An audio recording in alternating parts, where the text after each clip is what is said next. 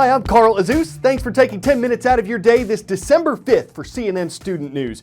Big vote yesterday in the European country of Italy. Significant changes have been proposed to the country's constitution, which dates back to 1948, and voters were given the choice to accept or reject them. Italy's parliament has two chambers, the Senate and the Chamber of Deputies. Both houses have to approve a bill before it can become law. Italian Prime Minister Matteo Renzi wants to reduce the number of people serving in the Senate. This would weaken that chamber, and Prime Minister Renzi says it would make it easier and faster to pass laws. But critics say this could get rid of an important check on the government's power and give too much power to the Prime Minister instead. What further raised the stakes in this referendum, this vote, is that Mr. Renzi says he'll step down as Prime Minister if Italians don't vote to reduce the size of the Senate. It's all about cutting down the powers and the size of the Italian Senate, basically making it a much smaller body. Instead of 315 members, it'll go down to 100, and they will be appointed, and they'll have very little in the way of decision-making power. The Italian Prime Minister Matteo Renzi says this is a good way to streamline a very cumbersome political process, but his critics say that this really poses the danger of giving dictatorial powers, or rather too much power, to whoever is in the position of Prime Minister. Many people harking back to the days of Mussolini, who was one of the reasons why the cumbersome political system exists here in the first place. The problem is, of course, Matteo Renzi has said that if Italians reject these constitutional changes, he will resign. So many of his opponents have turned this simply into a popularity contest for Matteo Renzi. He's the 41-year-old prime minister who has been in power for the last 2.5 years. He came to power promising to get the Italian economy, which hasn't really moved since the late 1990s, moving again. It has moved from negative growth to very anemic progress, or rather positive growth. But for many Italians, that's simply not enough. In central China, more than 20,000 people were stranded at an airport over the weekend. Flights were canceled or delayed in the city of Chengdu. The reason? An extreme combination of fog and smog.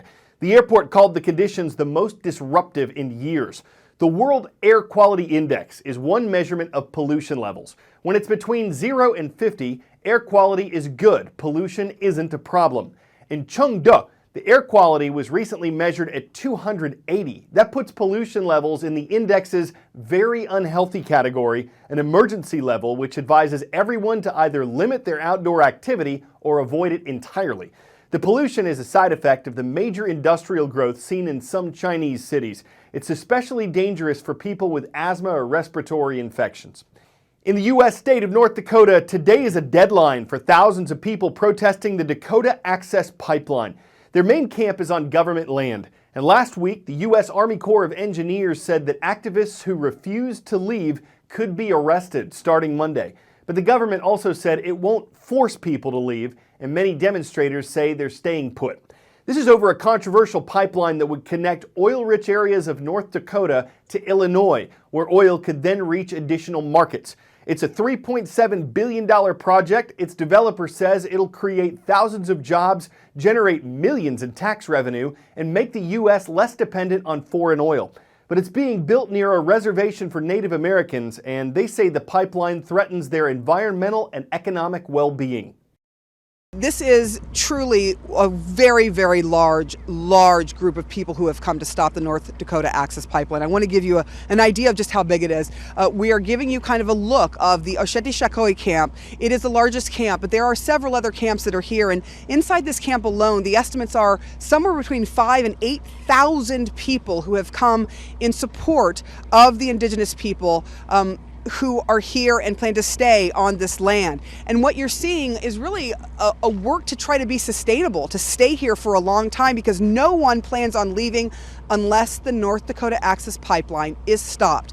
Now, I want to show you where the work was being done on that pipeline. If you look far over my right shoulder, you'll see some lights that are shining there, and above that you'll see some military vehicles, and that's the Army Corps of Engineers sitting there. Beyond that, that's where the pipeline work is being done. So it's not more than a couple of miles away from this camp.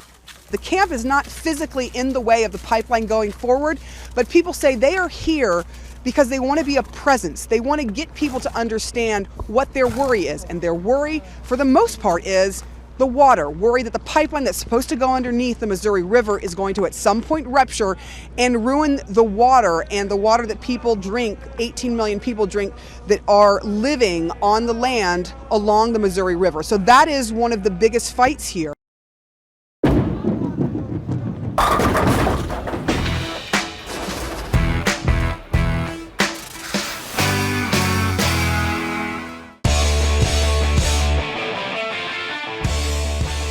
According to Encyclopedia Britannica, there's not much that's known about the life of St. Nicholas, except that he probably served as a Christian bishop in the 4th century AD.